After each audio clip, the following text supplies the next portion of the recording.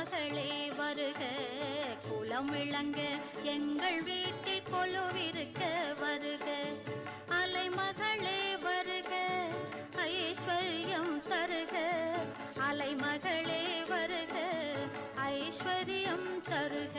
வீட்டினிலே லக்ஷ்மிகரம், நெற்றியிலே ஸ்ரீ சூர்ணம், நெஞ்சினிலே லக்ஷ்மிகரம்.